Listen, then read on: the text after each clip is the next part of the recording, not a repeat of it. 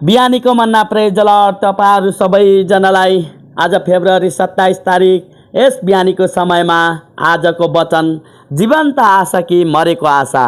हाम्रा प्रभु येशू ख्रीष्टका परमेश्वर र पिता धन्यका हुन् जसले आफ्नो दया अनुसार येशू ख्रीष्टको मरेकाहरूको पुनरुत्थानद्वारा एउटा जिउँदो आशाको निम्ति हामीलाई नयाँ गरी जन्माउनु भएको छ। पहिलो पत्रुस 1:3 भन्दछ। यहाँ पत्रुसले जीवन्त अर्थात् जीवित आशाको बारेमा उल्लेख गरेका छन्। आशा दुई प्रकारका हुन्छन्, जीवित आशा र मरेको आशा। यदि तपाईँ यस संसारमा धनी महान वा प्रख्यात हुन चाहनुहुन्छ भने तपाईँको आशा मरेको छ। तपाईँ आफू महान बन्न तपाईँले बनाएका सबै आशाहरू तपाईँको मृत्युसँगै अन्त्य हुनेछन्। येशू ख्रीष्टद्वारा हामीले प्राप्त गर्ने जीवित आशा के हो त? म जिउँदो छँदै यदि येशू आउनुभयो भने परमप्रभु परमेश्वरको अनुग्रहद्वारा म परिवर्तित वा रूपान्तरित हुनेछु। प्रभुको आगमनमा उठाइ लगिने सम्बन्धमा पनि कुनै कुनै मानिसहरूको आशा मरेको हुन्छ। यदि उनीहरूको जीवनकालमै येशू आउनुभयो भने उनीहरू कहिल्यै तयार हुन सक्दैनन् भनी उनीहरू सोच्दछन्। येशू आउनुहुँदा यदि उठाइ लगिनु छ भने बिरामीको ओछ्यानमा बसेर शुद्धिकरण भएर मर्नुपर्छ भन्ने उनीहरूको दयनीय आशा हुन्छ।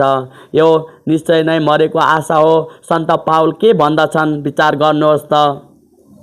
हामी जो जीवित छौँ र प्रभुको आगमनसम्म रहिरह्यौँ भने हामी पनि प्रभुलाई भेट्नका निम्ति उनीहरूसित एकसाथ बादलहरूमा उठाइ लगिनेछौँ।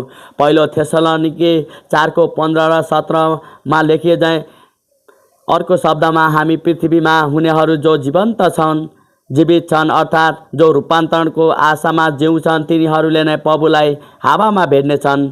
प्रिय परमेश्वरका छोरा छोरीहरू हो, तपाईसित कस्तो प्रकारको आशा छ? यो जीवित आशा कि मरेको आशा? आफैलाई जाँच्नुहोस्। मुक्ति ल्याउने परमप्रभु परमेश्वरको अनुग्रह सबै मानिसहरू कहाँ देखा परेको छ र हामीलाई यो सिकाउँछ।